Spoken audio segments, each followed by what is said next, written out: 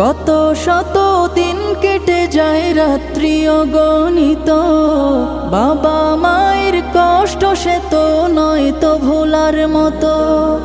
কত শত দিন কেটে যায় রাত্রি অগণিত, বাবা মায়ের কষ্ট সে তো নয় তো ভোলার মতো।